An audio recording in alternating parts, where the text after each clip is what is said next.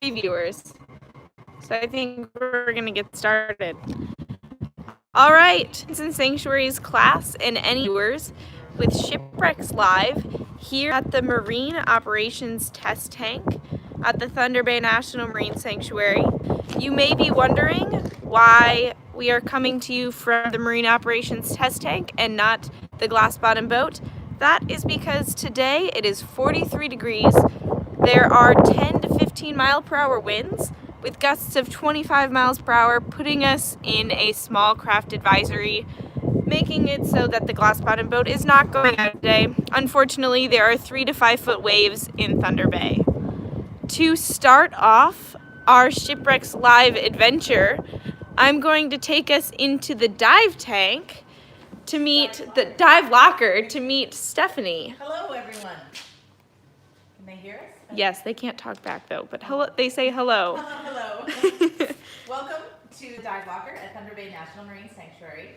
I don't know if I should look at Hannah, if I should look at the screen. Well, look all around.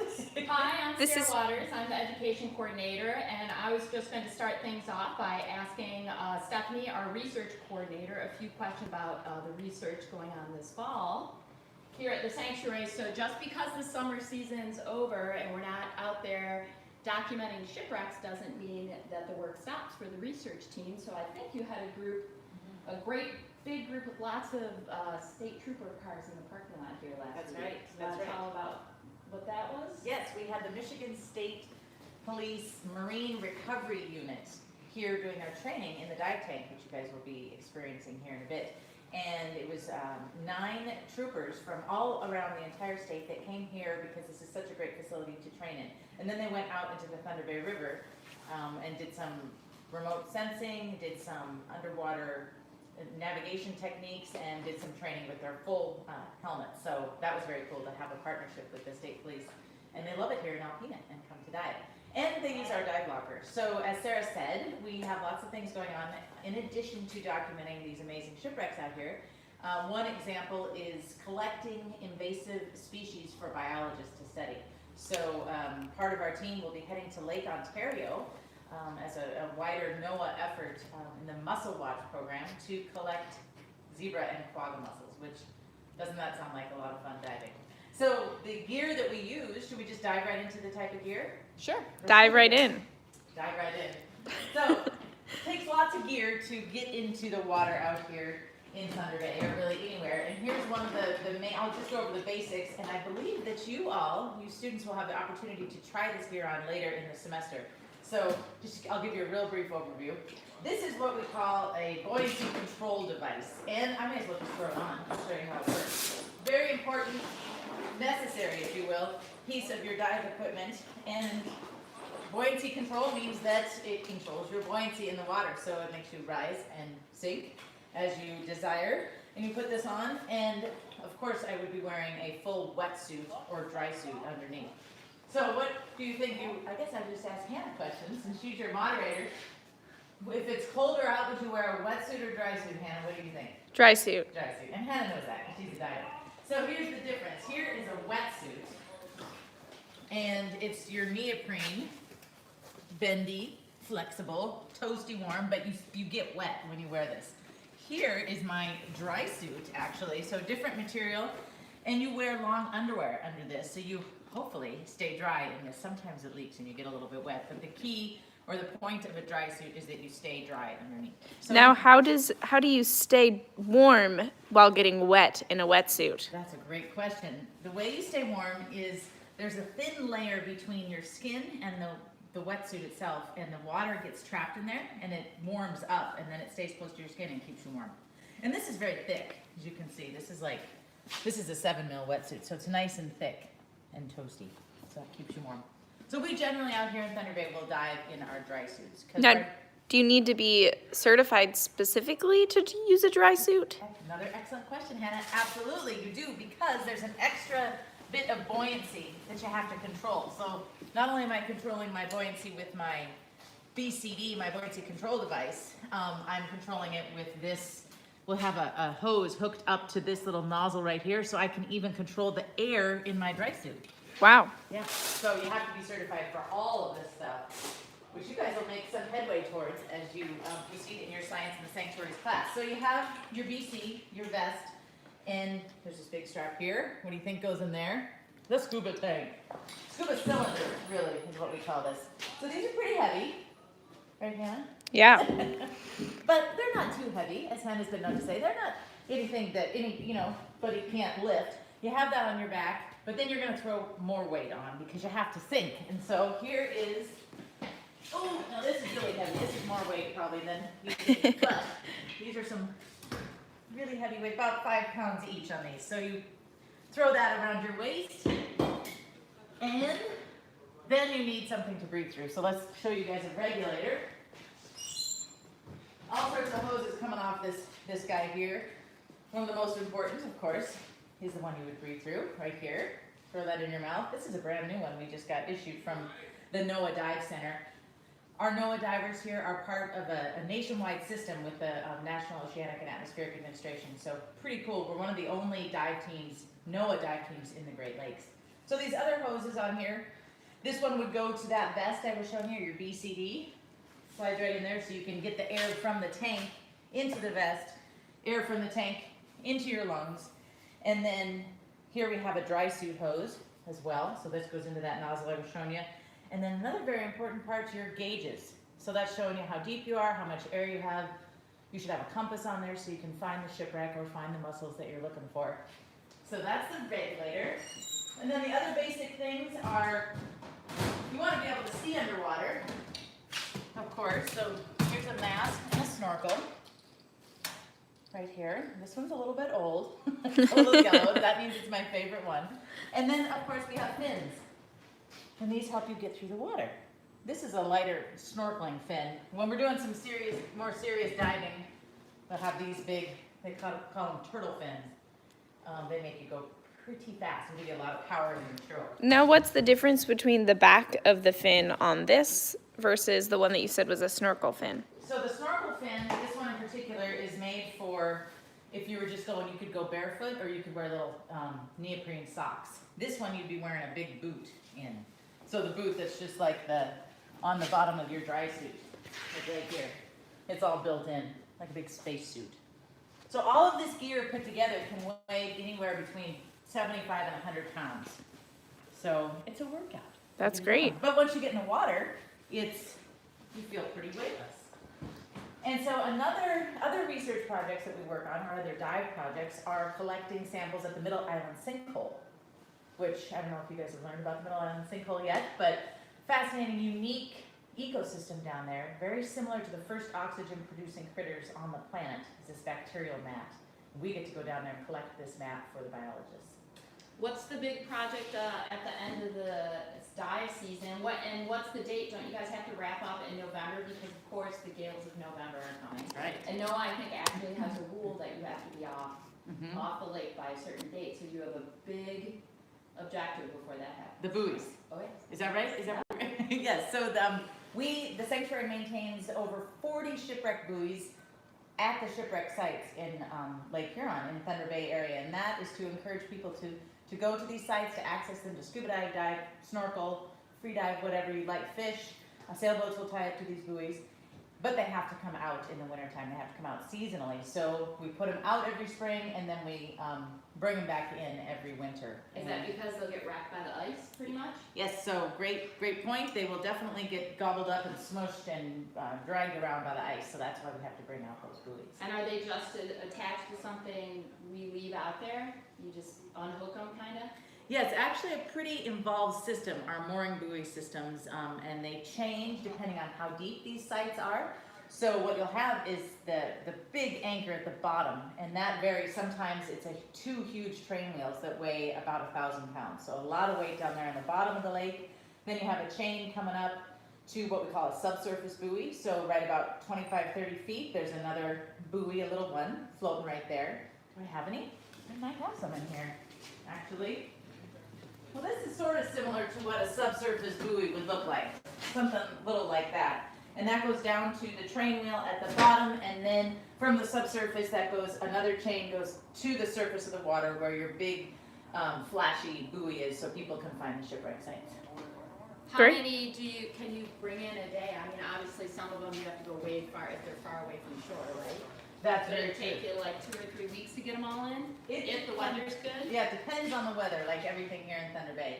So the weather out there today is, we should be out collecting the buoys right now, but the wind's keeping us here. Small on shore. craft advisory. Yes, so dangerous conditions out there. The gales of November have come early this year. So some days, if the weather's perfect, we can get 15 in a day. Because we don't have to dive actually to pull those buoys in.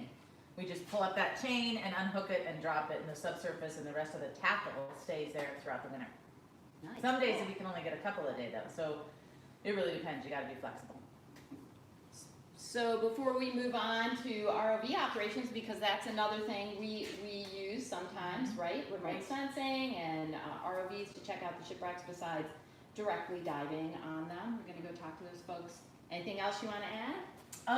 Or does the class have any questions? We haven't received any questions quite yet for Stephanie or Sarah, but we would love to hear some, see some on the question box on the YouTube live streaming. Questions? Okay. All right. I could tell a joke before I sign off from these guys. We have to hear a joke. Of course, okay, I'll tell a joke. I was gonna give a clue, but I'll just go right into the joke. What lies at the bottom of the lake and shakes?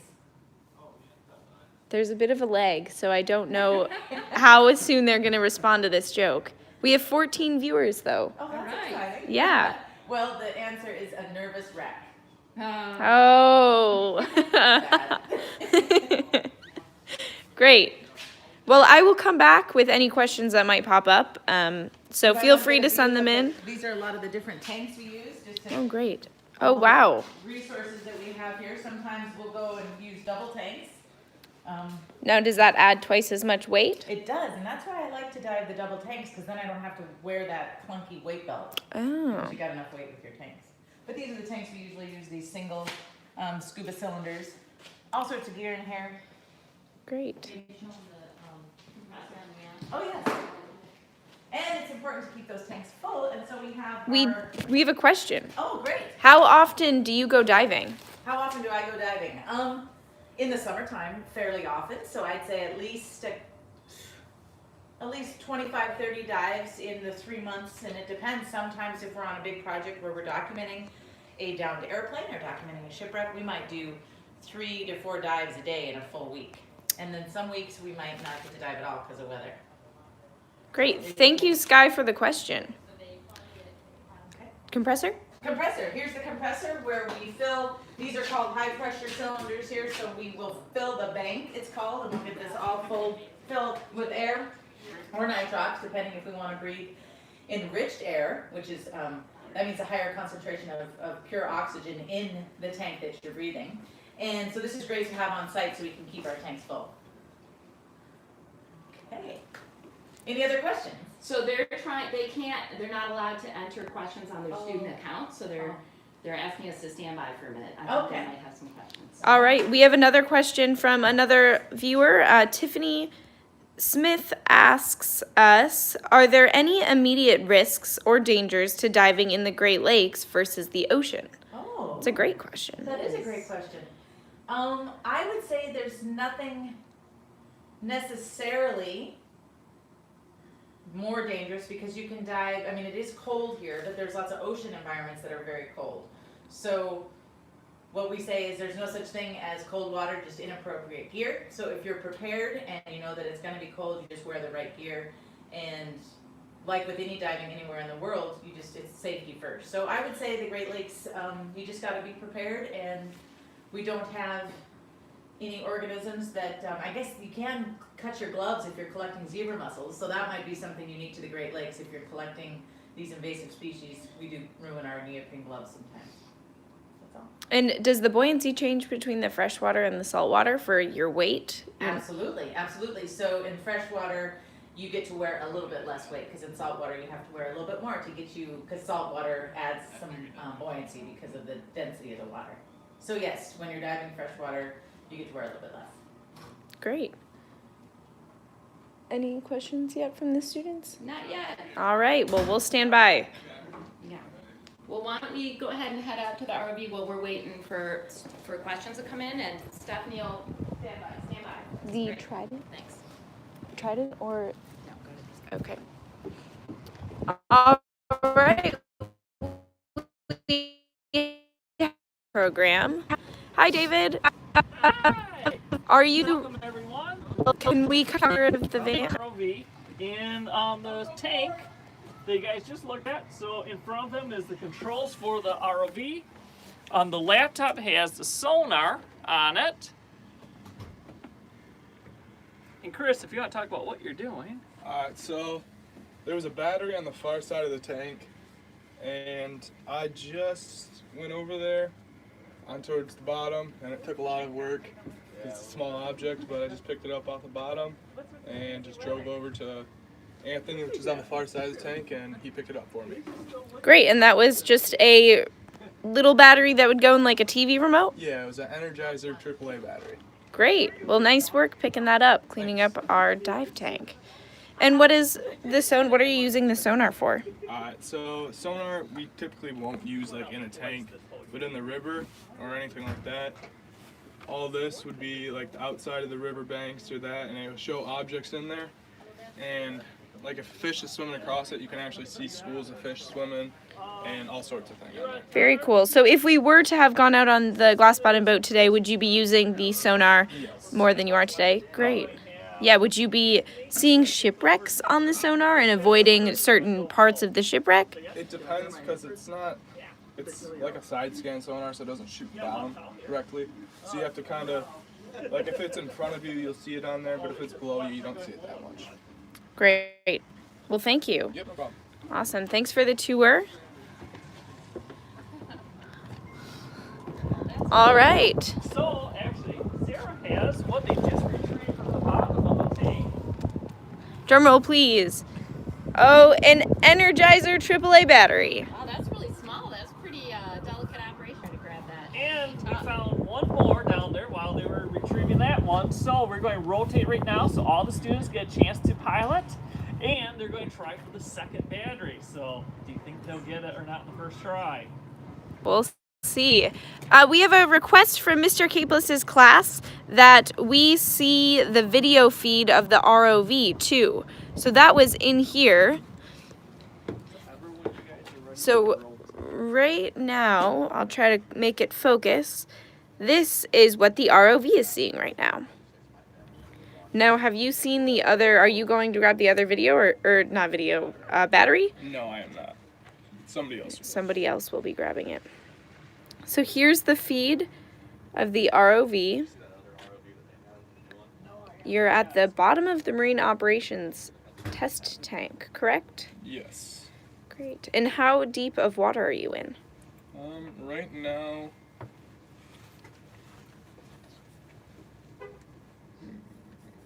it's 11.5 feet. Oh, great. So on the screen, it will say, it's kind of hard to see, but right there, it says the depth as well. And it does that all the time for you, so you know your depth? Great. That's awesome. Thank you. Okay, you can take over Tyler. Kyle, you go on for ROV piloting. Chris, you're going to be the float now. We have another YouTube viewer asking, what is an ROV used for? This is a question from Sky. Hey, Scott. I'm the instructor here at Alpine Community College's. ROVs are used for many different tasks. So they're used from just looking at different objects underwater to what is that, or looking at shipwrecks, trying to help get video to identify what they are. And that's usually called observation work, to intervention work, which is kind of what we're doing right now in the tank, where we go into the environment and we manipulate it. Like grab objects off, which we wouldn't dare do in the National Marine Sanctuary since shipwrecks are well protected. But industrial use, when we're doing work, looking at how to fix something, or a diver dropped a bolt, we can use ROV, go grab that. And then the larger ROVs on the ocean, which are about the size of a minivan, they go down, they can build structures bigger than a house. And they use those to actually maintain them, check on the status of them, and give that feedback back to the managers, who then use that for other decisions. And actually, the sanctuary was just playing around with a new robot they got, more of a fun ROV that can be used by recreational use for exploring, and your own personal one to look what is underwater. Since one of the cool things is most time we look at the surface of water and we don't know what's underneath. So by having an ROV, a smaller one that we can take underwater, a commercial one, here's something might bring it out here and show you guys. You can get now some more lower cost ROVs that you can explore with. Great. We have a request to also see the ROV from the top side. Is it over there where I should? Yep. All right. Walk around. I'll walk around the Marine Operations Test Tank to get you a good view of Alpena Community College's ROV.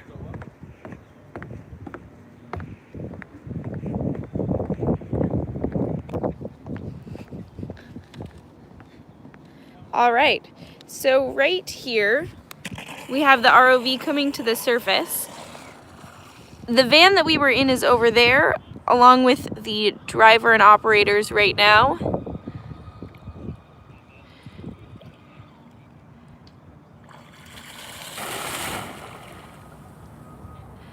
The cord that is connecting to the van and to the ROV is called the tether.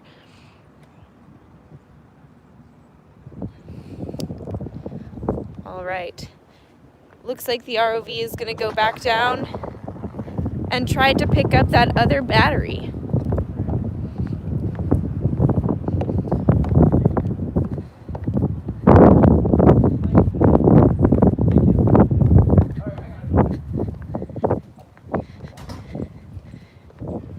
So this one right here is what David was just talking about. This is the Sanctuary's little Trident ROV that we just got. So you can see it's a little bit smaller. Yeah, quite a bit than the smaller.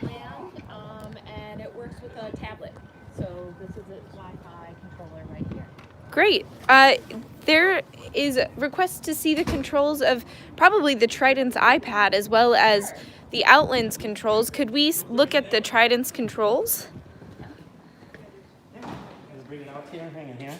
You can see it in here. All right, so this is, It's almost like an Xbox controller. no kidding. Touch screen, so you can change variable speeds, can turn the lights on and off. It's And the touch screen, so. And the Trident is manufactured by Open ROV. So if you just Google that, you can see those as well as the Outlands. You just can learn all the specs of those. And these, ROVs online. the Trident is something that an average person could just purchase on the internet and learn how to operate themselves. Absolutely. Yeah, this, Great. Yeah, it's a lot of, just one of those things you can buy online. This was a Kickstarter, so it's one of those really cool projects that you could just do at home with the Open ROV, but this one's kind of out of the box, ready to go. Great. What else we have? Have fish ever tried to eat an ROV? You know, it's possible.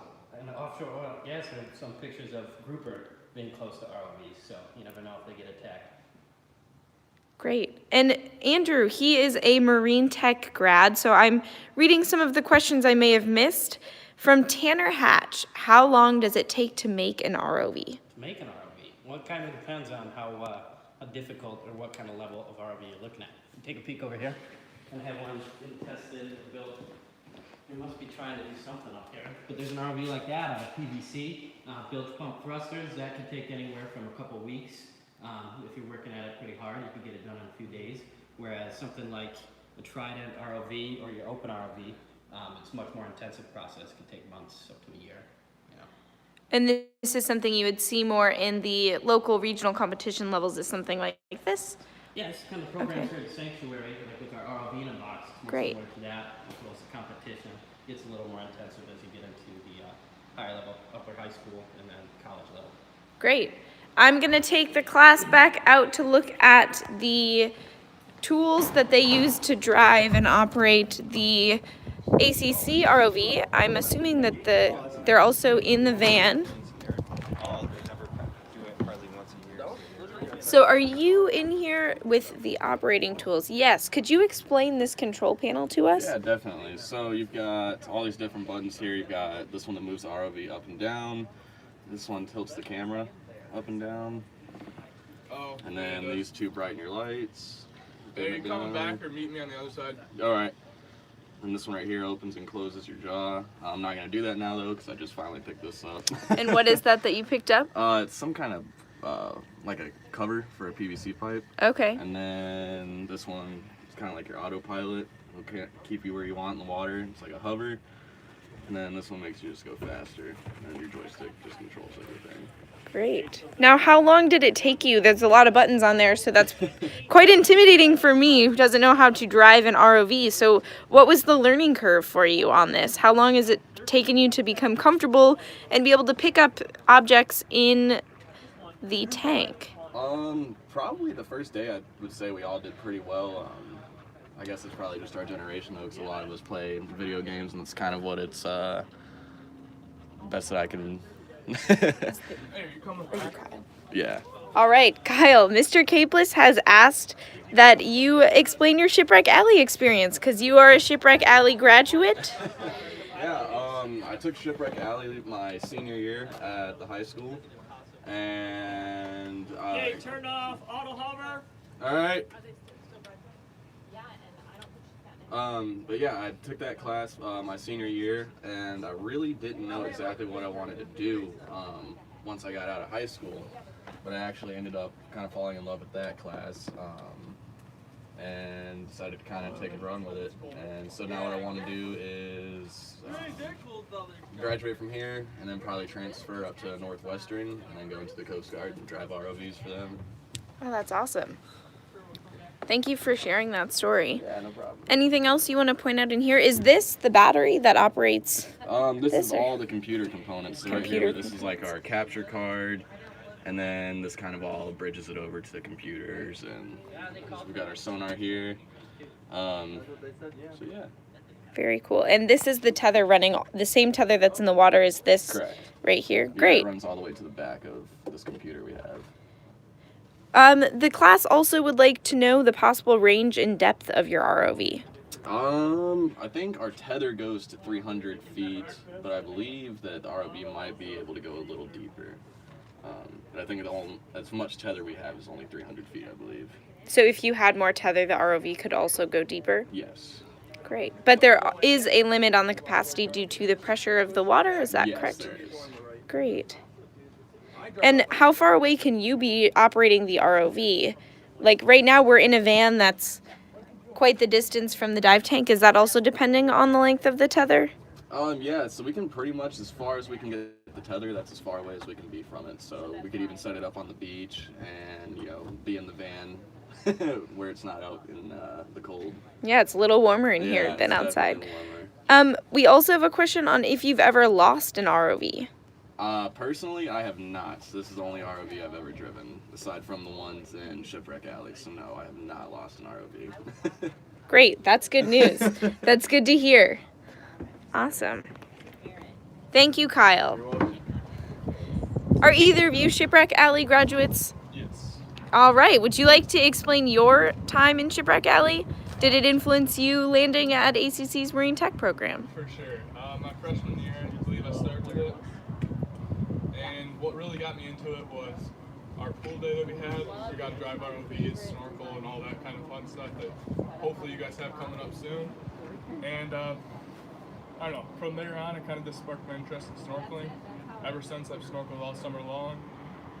I even went back and helped out Capeless twice in that, and came back as a volunteer. And now he brought me here to Marine Tech, and then I'll transfer to LSSU and continue this career path. Great, that's awesome. Thank you.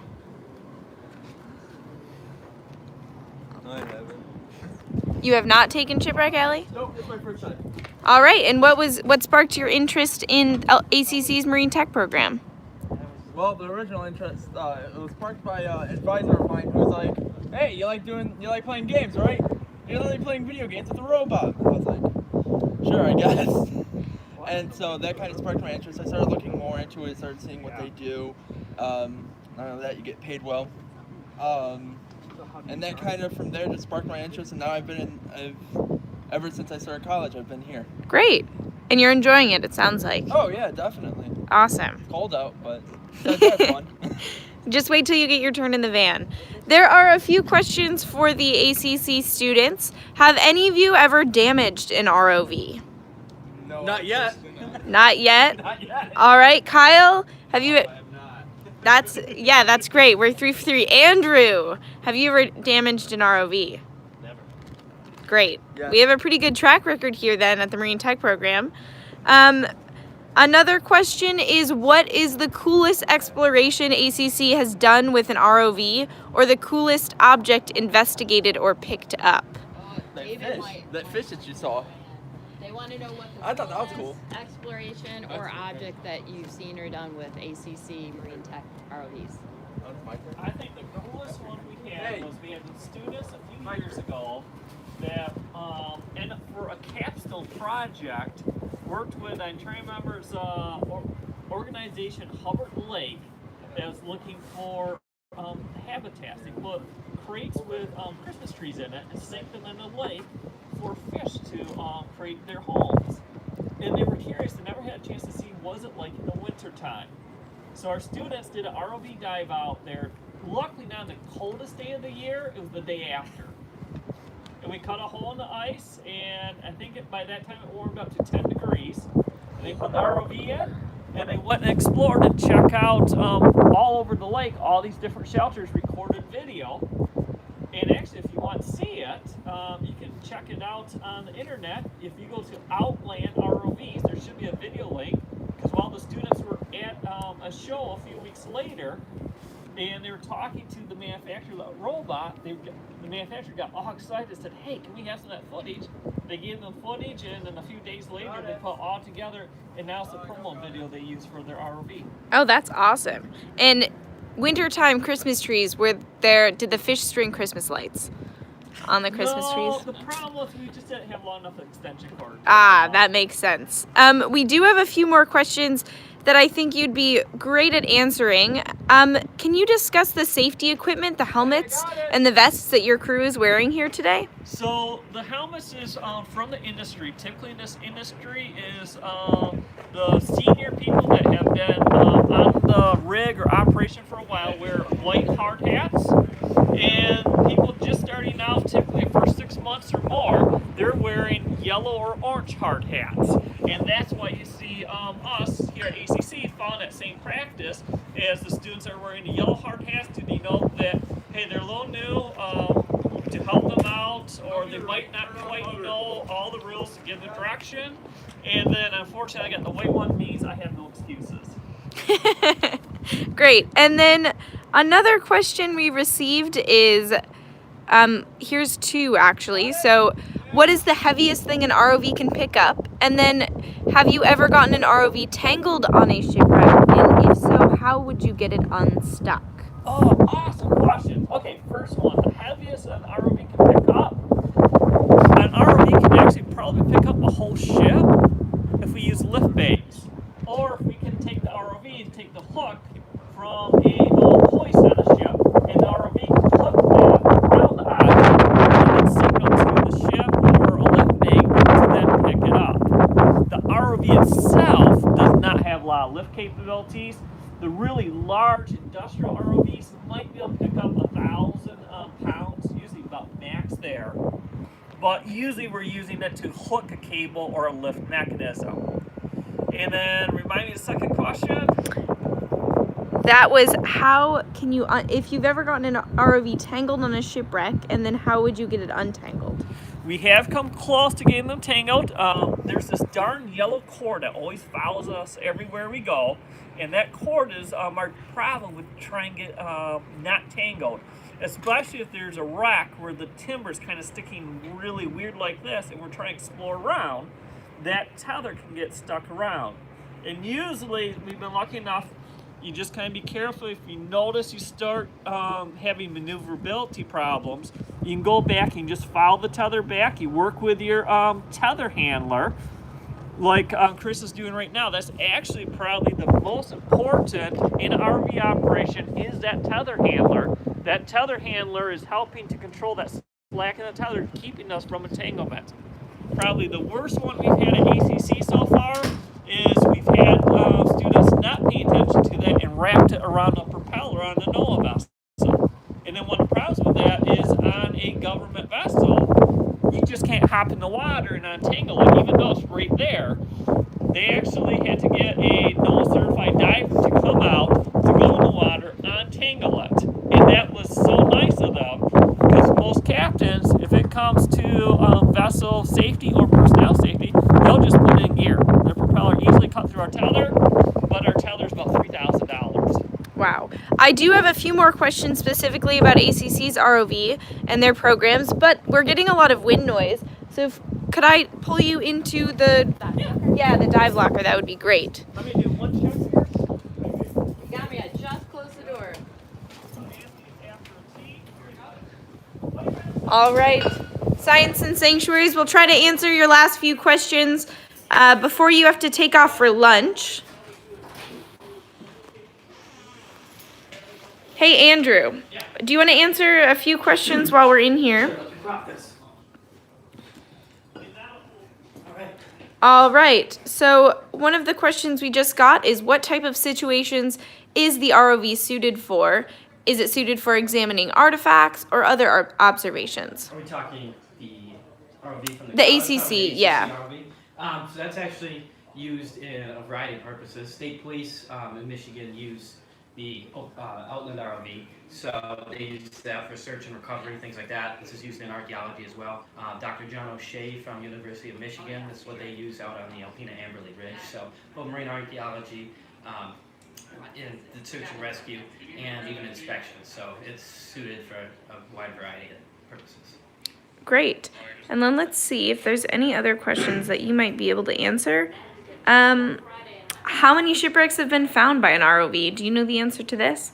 Maybe discuss the purpose of an ROV versus other searching equipment for shipwrecks. Yeah, so I'm not sure on how many shipwrecks would be found by ROVs. ROVs are outfitted with sonar, so this one has a blue view. A lot of the surveying that they would do for shipwrecks or for finding things is done from profiling equipment or acoustic equipment, so your sonar on your vessel, and then you would either go back with divers or ROVs depending on what depths. So that's the benefit of an ROV. You're not putting a diver in the water, so it's a little more safe to do. Say if it's outside of that bounds of a couple hundred feet, where you're going to get into that tech diving territory, or if it's pretty adverse weather conditions. Great. And then have you ever experienced any ROV malfunctioning through electronic or hardware problems during an exploration? This question comes from another YouTube viewer. Well, with ROVs, you'll find out it's always Murphy's Law. So whatever will happen and go wrong will go wrong with ROVs. So that's why you get trained in your ROV technician to fix problems as they happen, and hopefully try to mitigate that until the next time. Great. All right. I see one more question I haven't addressed yet, and I'll come back out here. Great. Some kids are going to hang back after the lunch bell to listen. We have another question about how expensive ACC's ROV is. Is that like a... Are we talking about the ROV itself, or are we talking about all the equipment with it? Let's do both. Yeah. And it's a little loud, so if... Yeah, so ROV itself, the ROV with the control station, that's all about 60 to 70,000. And then the sonar we have is about 35,000. So I'll let you use your math class skills to calculate that out, and that's the value we're doing. The mobile command center we're in today, that's about another 100,000. So we're about the value of a nice house for learning with today as we do these operations. And in the industrial setting, this would be a really low cost system. So we get to the large ones that are used on oil platforms. Those we're talking just the robot system itself about 3 to 5 million, not including the vessel. What I'm going to do is change gear here real quick. We're going to try something new. Thanks to Bradley here, he's asked the students to help out with the tank. And what we're going to do, Chris, if you want to debrief them on it. So, we have a red dye here, and there's these valves underneath in the tank. There's 4 of them to determine the pressure to allow water to either go through to lower the pressure, or allow water in to increase the pressure to keep it the same. And to see if it's going in or out or nothing, we're going to add this onto the manipulator, and we're going to squeeze it above the tank or above the valve, try to get some dye out, and then back up and watch to see what it does. Great. So let's see how you guys want to try to put it like right there in the jaws. Your jaws and try to pinch it. You might be able to do it like this. Yeah, just try to get it with you guys. Let's try to do that. That's what I was kind of thinking. You're seeing ACC's Marine Tech program thinking through critically about a task that Bradley has given them.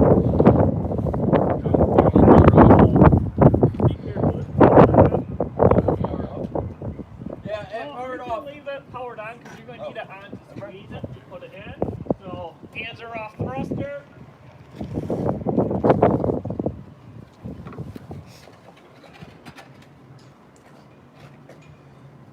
And I'll hold it. There looks like they're putting the red dye in. Let me know when to close. Go ahead and close. Close it. Careful, might get red dye on you, Anthony. Did it break a hole in there? Nope, he's good. Just water. All right, keep on. Do it a little bit more. Is that Alright. seem good? No, it might get. I just put it now. Yeah, it's good. Don't bump anything though. You bump Uh-oh. something, that's it. That's the But you are squeezed. Soon as you start going down, dye is going to come out. High stakes operation here. Okay. Yeah, red dye. Ready for us to deploy ROV? Yeah. Okay. Hand off controller. Hands off. Alright, so it's to the right. So basically, you go straight and up to the right. All right, the ROV is in the Marine Operations Test Tank. We're back in the control center. That's not good. Oh, and we can see the dye.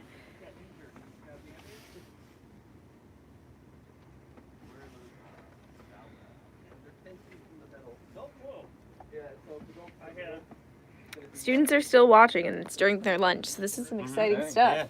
Yeah. Just go fast before the dye runs out. I'm trying. Alright, so where is it? That one, see that circle That on right the? there? Yep. Alright, yeah. So they're That is trying a to hydrostatic valve, get the dye in the hydrostatic valve. and then just sit and watch, see if it goes down. So then you can observe. So then, Anthony, you're going to want to observe a little bit right now. All right, see that circle right there? How's everything going? Good. We're just dyeing it up as we could float, but there's still plenty of room. All right, so if you could just put it right around the top of it, a little closer probably. All right, I'm gonna go let him explain to him what they kind of look like really quick. Mhm. All right, Oh, that's why. so it's gonna look like Huh. it's gonna be about a cement ring like that. It's gonna be plating around it. It's like this, and it's sticking right out of it. Is he on it right now? And then Yeah. You want to relieve Kyle so he can look? Yeah. Oh, there it is. Doesn't it feel so professional today? okay, if you just hold there for a second, see what that dye is doing. See, look at that. Doesn't appear to be being drawn into that valve at all. So you're checking to see if the valve is. Seeing that the pressure, so this is a hydrostatic valve. Water weighs a lot. There's 500,000 gallons in that tank. So that weight pushes on the ground underneath it. And if the water in the ground underneath the tank is not there, then it will want to equalize and water will be drawn down. So that weight won't sink, so everything stays balanced. So we're just testing to see, because of this is new to me, the tank and the season, to see if water levels are low in the river, that if it's going to be trying to draw water down. Yeah, it doesn't Which look it like it's doesn't moving. It look doesn't like look like it's doing. Nope. And so without the ROV, what was your plan on doing this? I've had to use divers last year to do this. Oh, great. So before I've used divers, and this is much easier because it's kind of cold today, and I don't think divers would want to be in the water. Yeah. So And it took probably a lot less time. a lot less time. Nobody's putting tanks on or anything. So Great. thank you. And we have 3 more we can check. That thruster's going to mess with it just a little bit. they're going to keep checking the valves. I'll try to answer some of your last questions. How often do we send ROVs into the lake? For shipwrecks? I think it's just general, General? yeah. Okay, Kyle, why Not don't we have you too go? often, only when needed. We've deployed from the Lady Michigan for Alpena Shipwreck Tours. Is gracious enough to take us out, which we tried to do today, but the weather interfered. So we did one last fall and a couple times during the summer usually. So not a whole lot for research. It'll depend what the research project is. So we might deploy far more often if we're specifically out there doing some documentation of a shipwreck. So there's no real set schedule. And then, do you know how many people not involved with the ACC's Marine Tech program use the ROV?